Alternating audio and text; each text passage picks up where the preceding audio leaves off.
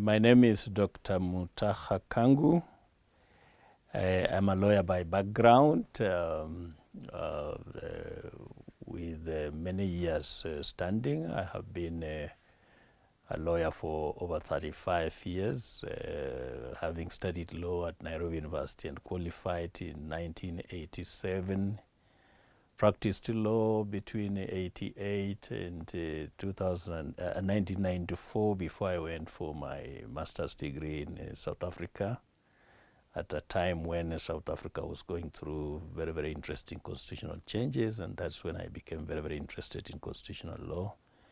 Came back to the country in 1996 and went back to the practice of law in Nakuru and started teaching at Moi University in 1997, and I've been there for all these years, over 25 years. And all that period I have been teaching constitutional law until a few years ago. And in the course of that, I had an opportunity to participate in the struggle for changes in our country, and was one of the people appointed as the commissioners in the Constitutional Review Commission in November 2000, and we went across the country trying to collect views, and of course the draft eventually went to the Bomas and subsequently to Kilifi, and was changed and went to the referendum in 2005 and was rejected. But I have continued to participate, and of course when the Constitution was passed in 2010, I was privileged to be appointed to chair the task force on devolution, to prepare the policies and legislations for purposes of implementing devolution. That took us about 1 year when we produced a report and several draft bills, some of which became the laws that we are using today, like the County Government Act, the Intergovernmental Relations Act, the Urban Areas and Cities Act, and so on. And it's only after I finished chairing the task force that I decided to go back to school again in old age to do my PhD at the University of Western Cape, focusing on the interpretation of the constitutional provisions on devolution in the Kenyan Constitution.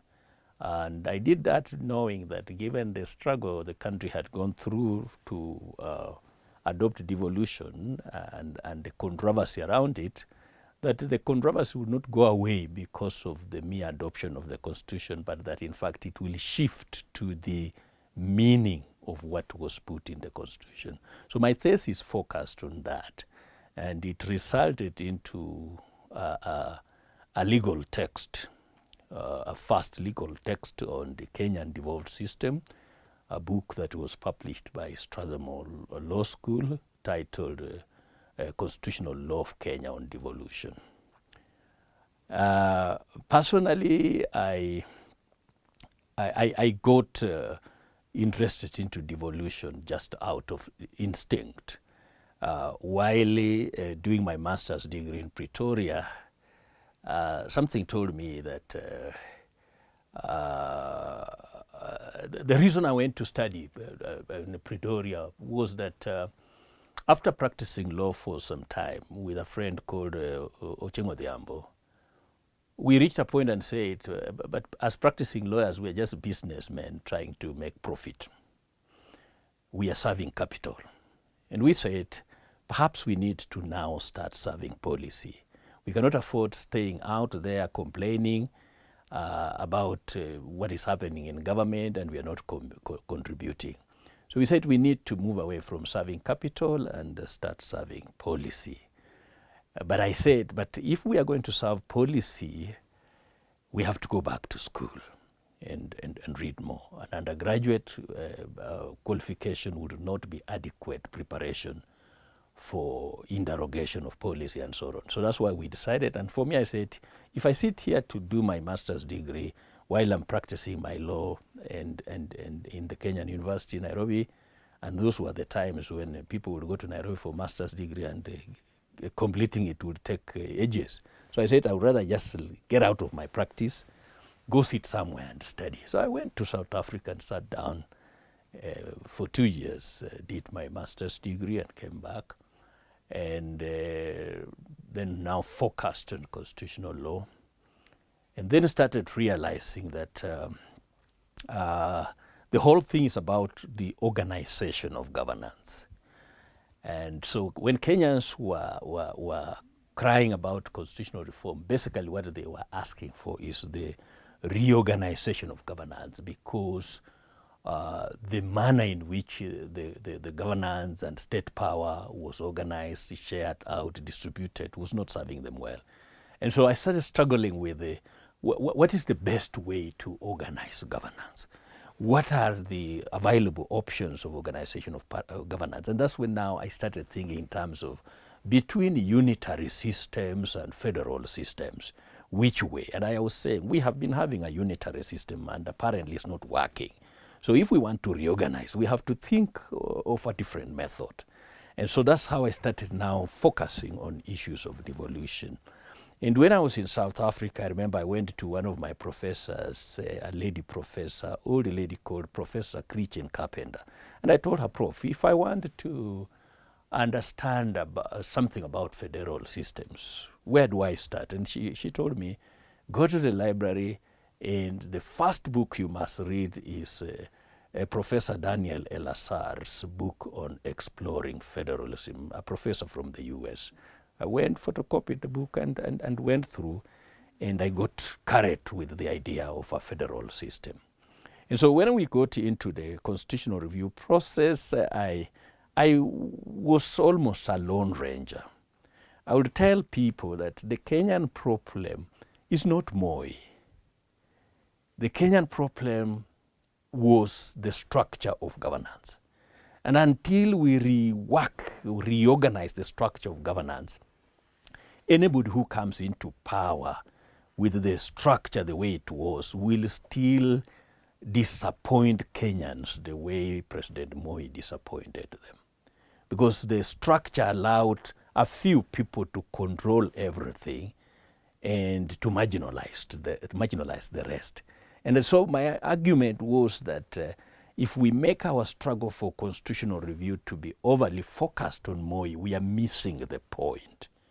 We need to focus on the structure of governance so that whoever is in office is not a big problem. And that's when I started focusing on devolution. And so to be able to understand devolution then, and what we wanted to do with the devolution, one would need to look back into the history of our governance system.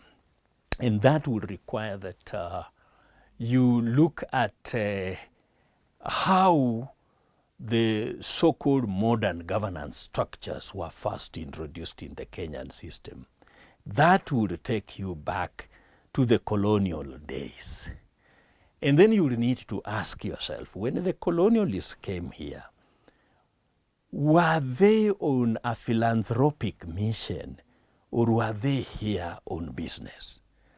And my argument is that they came here to expand their business empires.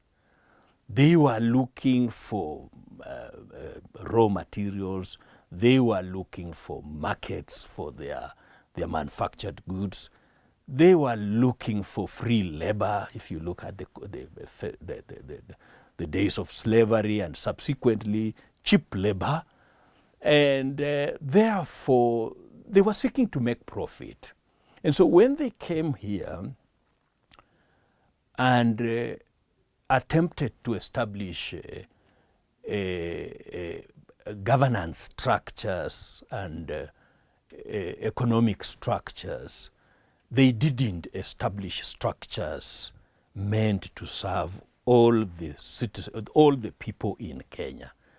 They established an economic system, a dual economic system that would literally have to protect the white settlers, give them monopoly, and discriminate the Africans. So both the economic structures they established and the governance structures they established were focused on this single purpose of enabling the white settlers to make profit at the disadvantage of the African natives. And so at the economic level, because they were looking for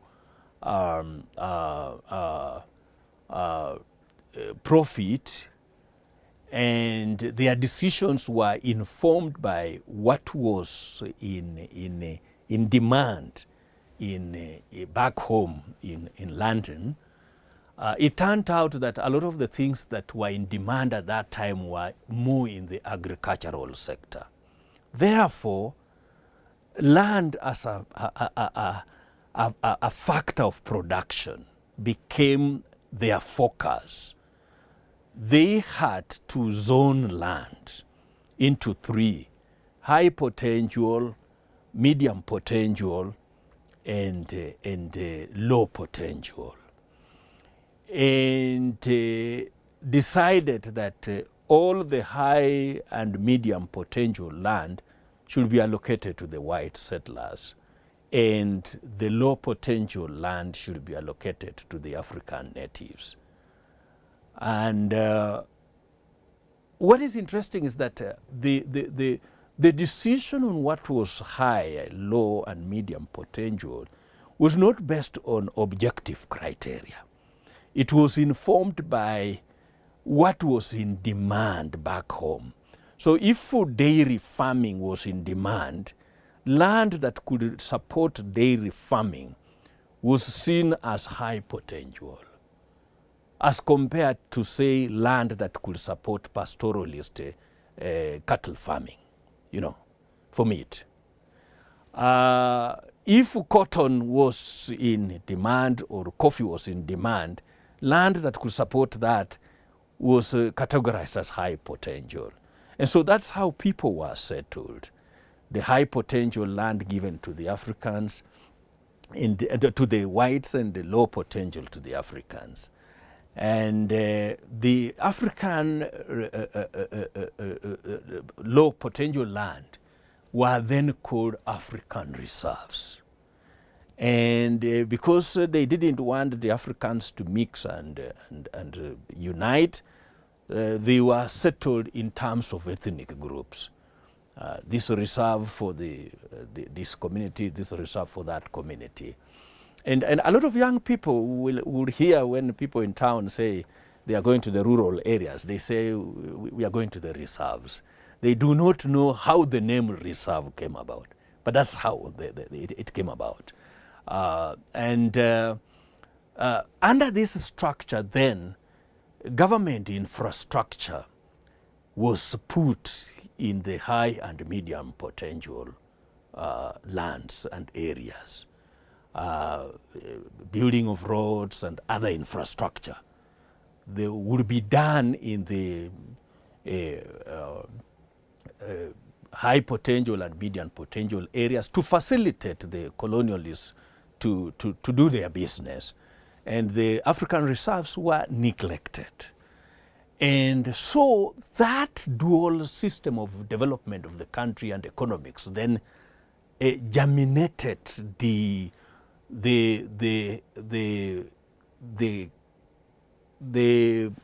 culture of marginalization, the history of marginalization.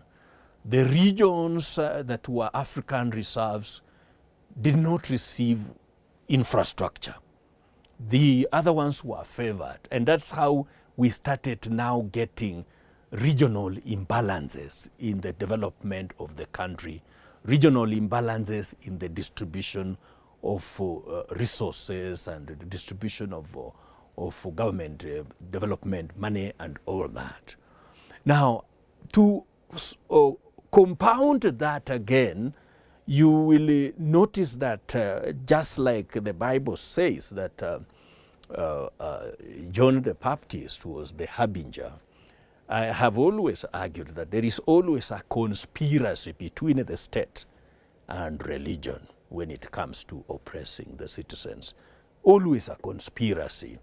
And if you interpret our history, you will see that the colonialists were preceded by the missionaries to teach the African people on how to be humble, how to turn the other cheek, how not to worry about the wealth of this world, because their wealth will awaits them in heaven. And as they were being told they should enjoy being poor, the colonialists were enjoying the wealth of this world. So the missionaries led the way to teach Africans to be nice people, to be forgiving, not to ask questions and so on. And wherever the missionaries went, they would also put in place some infrastructure. Two things, mainly hospitals and schools. So many of our schools, you see the major schools, the Alliance, the Masenos of this world, the Katunel Odunga, all of them have a relationship with the church activities. And wherever there will be a school, you will find also a health facility. Maseno, you will find there was a mission hospital there. You go to Togoto here and so on. And this again exacerbated the marginalization, particularly of the Muslim areas. Because, you know, when they came, they found us with our own religions. And unfortunately, the Islamic religion was stronger than the African traditional religions. So the missionaries found it easy to penetrate the areas that had African traditional religions, dismantle them and replace them with the Christianity, and found little resistance than they found in the Islamic occupied areas, because the Muslim religion was stronger. And because of that, again, you can see that the establishment of those infrastructures that were associated with the missionaries was not done in the Islamic areas, which therefore further marginalized some of those areas. And that's why you see the cries about the northern area, northern frontier districts that were largely Islamic, parts of Coast Province that was largely Islamic. You see that you see the Muslims who insisted with their madrasa. So missionary schools founded on modern education and imported colonial education were not established there. So that then, in an economy that then had more opportunities for people with the so-called modern education, then further marginalized people from those areas. So